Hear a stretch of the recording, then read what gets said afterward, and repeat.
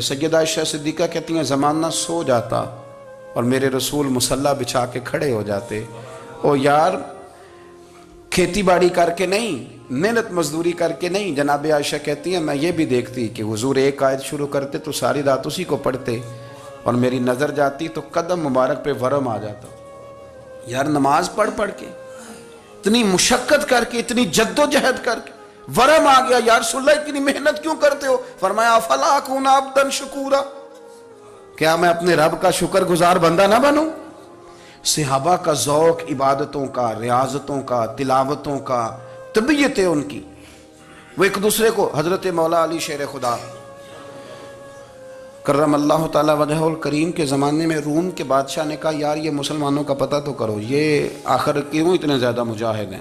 اس زمانے میں جاسوس بھیجنے کا مزاج تھا، اب تو جاسوس پکڑا جاتا ہے، اب تو جاسوس ہو، اور جاسوسی کا شوق ویسے آج بھی ہے۔ عرض کروں تھوڑی سی بات اس عنوان سے، پتہ کیا ہمارا مسئلہ ہے؟ ہم جہاں جاتے ہیں نا وہاں تھوڑی خوشبو سونگنے کی کوشش کرتے ہیں، وہ کیا ہے تو یہ کیا ہے تو ادھر کیا ہے تو تھوڑا سا ادھر کیا ہے۔ میرے رسول پاک پڑھیے درود شریف، سارے پڑھیے ذرا زور سے، صلی اللہ تعالی۔ نبی پاک علیہ السلام نے فرمایا جاسوسی نہ کرنا ورنہ تم بندوں کو خراب کر دو گے، اور فرمایا اس طرح نہ ہو کہ تم کسی کے اب کھول نہ نکلو تو تمہارے پہلے کھول جائیں۔ یہ جو ذوق ہے نا یہ ختم کریں، چھوڑیں، مطلب آپ کس چکر میں پڑے ہوئے ہیں؟ اتنی زیادہ توجہ کرنے کی کیا ضرورت ہے؟ نے کام سے کام رکھیں، اس میں بندہ تھوڑا سا نا آسان رہتا ہے۔ یہ جو بہت زیادہ ٹٹولنے والے لوگ ہوتے ہیں نا وہ بیچارے پھر عمر ٹٹولتے ہی گزار دیتے ہیں، اس لیے کہ مزاج ہی بہت پکا ہے، بوری کا منہ کھول کے اندر تک ہاتھ ڈالنا، تو پھر کئی دفعہ سامنے سے بچھو بھی لڑ جاتا ہے، خرابی ہوتی ہے۔ تو جاسوسی کی جاتی تھی، اس نے بھی جاسوس بھیجے، کیونکہ قبیلوں کے لوگ تھے، کچھ مسلم کچھ کافر، پہچانے نہیں جاتے تھے لوگ، تو کچھ لوگ اس نے بھیجے، انہوں نے آ کے نا تحقیق کی، ریسرچ کری کہ آخر ماجرا کیا ہے، تو واپس جا کے انہوں نے رپورٹ دی نا روم کے بادشاہ کو۔ اس رپورٹ کا ایک جملہ بڑا شاندار ہے، وہ کہنے لگا بادشاہ ہمیں مسلمانوں کی کوئی سمجھ نہیں آئی، ہمیں کوئی سمجھ نہیں آئی۔ انہوں نے کہا بھئی کیوں نہیں سمجھ آئی؟ کہنے لگے یار عجیب بندے ہیں، جب رات مصلی پہ بیٹھتے ہیں تو یوں لگتا ہے ان کا دنیا سے رشتہ ہی کوئی نہیں، کوئی کسی کو نہیں جانتا، کوئی اپنے دکھ سنا کے رو رہا ہے، کوئی اپنی بات کر کے رو رہا ہے، لگتا ہے کہ ان کا کوئی رشتہ ہے ہی نہیں جب مصلی پہ بیٹھتے ہیں۔ اور فرمایا جب سویرے یہ جہاد کرنے نکلتے ہیں تو لگتا ہے ان سے زیادہ دلیر ہی کوئی نہیں۔ حالانکہ جو مصلوں پہ رونے دھونے کے لوگ ہوتے ہیں وہ کئی دفعہ جہاد میں کام نہیں کرتے، لیکن عجیب لوگ ہیں کہ رات کے راہب ہیں، دن کے مجاہد ہیں، کوئی سمجھ نہیں آتی۔ میرے عزیز ان لوگوں نے مصلی آباد کر کے رکھا، تلاوتیں ان کا ذوق رہی، منظر روز پڑھنا، اسباق پڑھنا، وظائف پڑھنا، یہ ان کا ذوق رہا۔ اعلیٰ حضرت بریلوی رحمت اللہ نے 1000 کتاب لکھی ہے، لیکن الوظیفۃ الکریمہ کے نام سے جو وہ صبح و شام وظائف پڑھتے تھے وہ الگ انہوں نے ان کو بیان کیا، پابندی کے ساتھ اپنی اللہ اللہ کرتے تھے۔ شیخ شہاب الدین سہروردی رحمت اللہ علیہ، اس پر ایک بندے نے اعتراض کیا، اس نے کہا جی آپ کس قسم کے صوفی ہیں، مرید بیٹھے ہیں اور آپ وہاں نفل پڑھ رہے ہیں؟ یہ بھی بڑا مسئلہ ہوتا ہے نا، جو بندہ ملنے آتا ہے وہ اپنے ٹائم کے حساب سے آتا ہے، اور پھر اس کا یہ بھی خیال ہوتا ہے کہ پیر صاحب جو ہیں وہ چونکہ درویش ہیں تو نہ انہیں روٹی کھانی چاہیے نہ سونا چاہیے، چونکہ وہ درویش ہیں، اور ہم چونکہ درویشوں کے ماننے والے ہیں لہذا ہمارا یہ طریقہ ہونا چاہیے کہ جیسے ہم کہیں درویش ویسے ہی کر جائے۔ حالانکہ جس کو آپ درویش کہیں گے آپ اس کی مانیں گے، آپ منوائیں گے نہیں، تو ہمارا مزاج ہوتا ہے۔ شیخ شہاب الدین پر لوگوں نے اعتراض کی، حضور لوگ ملنے آئے ہیں، زیارت کرنے آئے ہیں، بندے دعا کرانے آئے ہیں، اللہ اللہ کرانے آئے اور آپ نفل پڑھ رہے ہیں، کیا جملہ ہے، کیا حسن ہے، کیا خوبصورتی ہے۔ فرمانے لگے رب رسول سے مانگنے کے لیے مصلی بچھایا ہے، اگر وہاں سے مانگوں گا نہیں تو تمہیں دوں گا کیا؟ پہلے مجھے کچھ لے تو لینے دو، اگر میرے پلے کچھ ہے ہوگی تو آگے دوں گا نا، تو میں مانگنے گیا تھا کہ یا اللہ دے تیرے بندے لینے آئے، دے تو میں کچھ لوں گا تو آگے دوں گا نا۔ لیکن ہمارا یہ سٹیٹس، یہ مزاج، یہ شعور نہیں ہے، گپیں، کہانیاں، داستانیں، گفتگو، خطابت، واز، کیا بات۔ لیکن اگر کچھ کرنے کا کام ہو تو وہ نہیں ہم سے ہوتا۔ میرے نبی کریم علیہ السلام نے مصلی سے دل لگانے کا درس دیا، حضور نے توجہ دلائی، صحابہ اس ذوق کے حامل لوگ تھے، وہ کوشش کرتے تھے جناب صدیق اکبر رضی اللہ تعالیٰ عنہ کا عبادت کا مزاج ہمیشہ قائم رہا. حضرت عمر فاروق ساری رات اللہ کے حضور کھڑے رہے. حضرت عثمان غنی رضی اللہ تعالیٰ عنہ عشاء کی نماز پڑھ کے 2 رکعتوں کی نیت باندھتے تھے.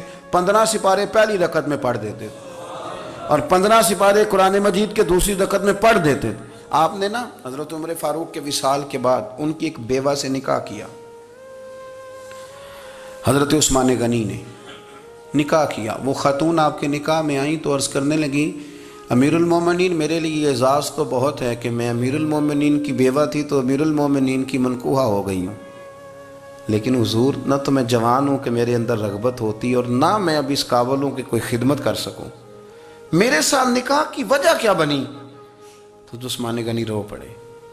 فرمانے لگے میں نے عمر فاروق کو مسجد میں اپنے رب سے ڈرتے ہوئے دیکھا ہے، میں نے اسے روتے ہوئے دیکھا ہے، عدل کرتے دیکھا ہے، انصاف کرتے دیکھا ہے، امت کی خیر خواہی کرتے دیکھا.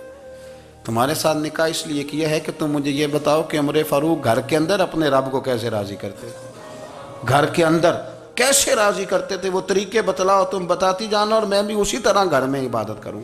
میرے رسول کریم علیہ السلام نے ارشاد فرمایا، حضور فرمانے لگے جس گھر میں اللہ کا ذکر ہوتا ہے وہ گھر زندوں کا ہے، اور جس گھر میں رب کریم کا ذکر نہیں ہوتا وہ گھر زندوں کا نہیں ہے. گھر نا ہم نا کتابوں میں پڑھتے ہیں کہ ایک بزرگ کہتے ہیں، حضرت فضیل بن عیاض کہتے ہیں کہ میں ایک گلی سے گزر رہا تھا تو گھر کے اندر کسی قاری سامنے قرآن کی آیت پڑھ دی ولی من خاف مقام ربہ جنتان. میں تے میرے کانوں سے ٹکرائی تو اللہ نے میری کایا ہی پلٹ دی، میں توبہ کر گیا. اب گھر کے اندر سے آواز آئے تو صحیح نہ تلاوت کی، پر اندر سے آواز آتی نہیں، یا ڈیک بجنے کی آواز آتی ہے، یا ٹی وی چلنے کی آواز آتی ہے، یا دھوم مچانے کی آواز آتی ہے. عبادت کا وہ جو خاص شوق تھا، وہ جو حسن تھا، وہ جو توانائی تھی، وہ جو بات تھی. ایک جگہ پہ ہم بیٹھے تھے تو وہاں ایک صاحب آئے اور انہوں نے آتے ہی کہا کہ مہربانی کریں ذرا مجھے مصلی دے دیں، میرے نہ کچھ نفل رہ گئے. تو میں نے وضو کر لیا تو کوئی مصلی مل جائے.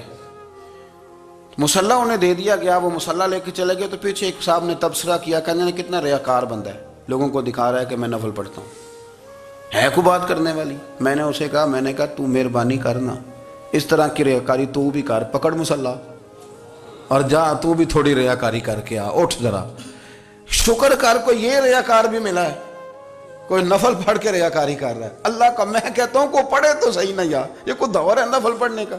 اس میں تو لوگوں کا مزاج ہی نہیں، طبیعت ہی نہیں. میں نے کہا چل مہربانی کر یہ لے مصلی اور تو بھی جا تھوڑی سی یا کر یا ریاکاری کرو تو صحیح نا. مزاج ہی نہیں، ذوق. جمعے کی نماز پڑھ کے یوں دنیا بھاگتی ہے، او ہو پتہ نہیں کون سی پیچھے آگ تھی جو بجھائی جائے گی. اور آج تک لوگ مسئلہ پوچھ رہے ہیں کہ جمعے کی بعد والی سنتیں کتنی ہوتی ہیں. میں نے کہا کتنے سال ہو گئے جمعہ پڑھتے، کتنے سال ہو گئے، ابھی تک سنتوں کا نہیں پتہ، ابھی تک نے علم کے پہلے کتنی رکھتے ہیں اور بعد میں کتنی رکھتے ہیں. فجر کی سنتیں کب پڑھنی چاہیے، سنو فجر کی سنتوں کے بارے میں. میرے رسول کریم سید عالم صلی اللہ تعالی علیہ وسلم سے ایک صحابی نے پوچھا تھا حضور میری فجر کی سنتیں رہ گئیں یا رہ جاتی ہیں تو حکم کیا ہے؟ کیا انداز ہے حضور کا. بخاری مسلم کے لفظ سنو. حضور سید عالم صلی اللہ علیہ وسلم فرمانے لگے، اس نے کیا پوچھا تھا، حضور جواب کیا دیتے ہیں؟ فرمایا فجر کی سنتیں کبھی نہ چھوڑنا، فجر کی پہلی 2 سنتیں کبھی نہ چھوڑنا. یا رسول اللہ صلی اللہ تعالی علیہ وسلم میری رہ گئی ہیں، رہ جاتی ہیں. فرمایا فجر کی 2 سنتیں نہ چھوڑنا. فرمایا فجر کی پہلی 2 سنتیں مجھے دنیا اور دنیا کے اندر جو کچھ ہے وہ سب سے زیادہ پیاری ہے. فجر کی 2 سنتیں دنیا اور دنیا میں جو کچھ ہے مجھے وہ سب سے زیادہ پیاری ہیں. اس لیے فجر کی سنتیں نہ چھوڑنا. اپنا ذوق، اپنی طبیعت، ہم نے نا ذوق غلط بنا لیا ہے. اگر 20 بندے کہہ بھی دیں گے تو نے بڑی شاندار تلاوت کیا تو کیا اس سے بنے گا؟ 100 بندہ کہہ بھی دے تیری کیا بات ہے، کیا بات ہے نعت خاں کی، کیا بات ہے علامہ صاحب کی، پیر صاحب کی، پیر مہر علی شاہ صاحب رحمت اللہ علیہ. آپ تشریف فرما تھے تو آپ کے ایک ہی بیٹے بابو جی جن کو کہا جاتا ہے، جس دن صاحبزادے پیدا ہوئے تو خادم نہ وہاں سے نکلا. ان لوگوں کے شوق اور طرح کے تھے نا تو ان کی توجہ بھی اپنے شوق کی طرف رہتی. تو خادم نکلا اندر سے، پیر صاحب مبارک ہو، پیر صاحب مبارک ہو، پیر صاحب مبارک ہو، پیر صاحب مبارک ہو. شور کر رہا ہے. تو پیر صاحب کو وجد ہو گیا، اللہ اکبر اللہ اکبر اللہ، او کیا ہوا، کس بات کی مبارک دے رہے ہو؟ عرض کی حضور اللہ نے بیٹا دیے۔ تو آپ فرمانے لگے اچھا حضور آپ کیا ہوا، آپ تو پریشان ہو گئے۔ فرمانے لگے جب تو نے 3 دفعہ کہا نا مہر علی کو مبارک ہو، تو میں سمجھا تھا شاید تجھے کسی نے بتا دیا ہے کہ مہر علی سے اللہ راضی ہو گیا۔ میں سمجھا تھا کہ شاید تو یہ خبر لے کے آیا ہے کہ کسی نے بتایا ہے کہ مجھے آج خبر ملی ہے کہ مہر علی سے رب اچھا پتر ہوا ہے، الحمدللہ اللہ کا شکر ہے، پر میرے لیے مبارک کا دن وہ ہوگا جب میرا رب کہے گا کہ میں مہر علی سے راضی ہوں، میرے محبوب کہیں گے کہ میں مہر علی سے۔ آپ بات کو سمجھیں، شوق ہی کسی اور طرف تھا، دل ہی کہیں اور لگا ہوا تھا، طبیعت ہی کہیں اور مائل تھی۔ کوئی وظیفہ پوچھتے تھے تو پڑھتے تھے وہ لوگ، کچھ اللہ اللہ انہیں بتائی جاتی تھی تو کرنے کا ذوق رکھتے تھے، طبیعت تھی، قائل تھے۔ حضرت ربیع کہتے ہیں میں بڑی دور سے سفر کر کے گیا حضرت اویس کرنی سے ملنے، بڑی دور سے، اور جب میں پہنچا تو فجر کا وقت تھا، تو حضرت اویس کرنی کو میں نے پا لیا، تو وہ نماز پڑھ کے نا قرآن شریف لے کے بیٹھ گئے۔ فرماتے ہیں اشراق چاشت کا وقت ہوا تو نفلوں کی نیت باندھ لی۔ محدث ابن الجوزی نے لکھا ہے، فرماتے ہیں پھر جب زوال کا وقت ہوا تو مسجد میں جھاڑو دینے لگ گئے، زور کی نماز پڑھ کے تو عصر کی تیاری تک وہ مسجد میں بیٹھے رہے، اور میرے نبی پاک علیہ السلام نے فرمایا جو نماز کے انتظار میں بیٹھا ہو وہ نماز ہی میں ہے، وہ نماز ہی میں ہے۔ فرمایا میری دنیا میری امت کی جو رہبانیت ہے نا وہ اتنی ہے کہ نماز کا انتظار کرے، اذان کے بعد نماز کا یہ راہب ہیں، یہ اس وقت چھوڑ کے بیٹھے ہیں سارا کچھ۔ فرماتے ہیں عصر تک انہوں نے اللہ اللہ کی، پھر مغرب تک کی، عشاء کی نماز ہوئی تو نماز پڑھی تو وہ تھک گئے، اب مجھے وہ فارغ ہوں مصلی چھوڑے تو میں ملاقات کروں نا۔ یہ آپ حیران نہ ہوں کہ اتنی دیر بندہ کیسے اللہ اللہ کر، ہم نے کی نہیں نا اس لیے ہم پریشان ہیں، جو عادی ہوتے ہیں وہ کر بھی لیتے ہیں، وہ یہ کام۔ میری بات کی سمجھ آ رہی ہے؟ جب جاتے ہو کسی دفتر میں تو 8 گھنٹے کھڑے رہ لیتے ہو نا، مجبوری ہوتی ہے تو کھڑے رہا جا سکتا ہے۔ پاسپورٹ کے دفتر بولیے، امیگریشن کی لائنوں میں، اور میں نے تو امبیسیوں میں بندے 12 گھنٹے پہلے جا کے کھڑے دیکھیں، رہ لیتے ہیں کھڑے۔ تو اگر ان کاموں کے لیے رہا جاتا ہے تو اللہ رسول کے لیے بھی کھڑے رہا جا سکتا ہے۔ تو فرمانے لگے کہ جب عشاء کی نماز کے بعد آخر انسان تھے، تھک گئے، نیند کا غلبہ ہوا تو تھوڑی ایسے آنکھ بند ہوئی تو کھلی تو رونے لگے۔ حضرت ویسے کرنی رو کے کہنے لگے مالک مجھے غافل تو نہ کر، ابھی میں نے کیا بھی کچھ نہیں، دن ختم ہو گیا، کوئی نفل نہیں، کوئی اللہ اللہ نہیں، اللہ مجھے غافل نہ کر، میری مدد فرما۔ فرماتے ہیں جب وہ روئے تو میرے ساتھ جو شخص تھا میں نے کہا اٹھو چلیں، کہنے لگا حضور ملنا نہیں، فرمایا جو میں لینے آیا تھا وہ مجھے مل گیا ہے، جو میں ان سے سیکھنے آیا تھا وہ مجھے نصیب ہو گیا، اب اور میں نے کیا لینا، ختم ہو گئی بات، اٹھو چلیں۔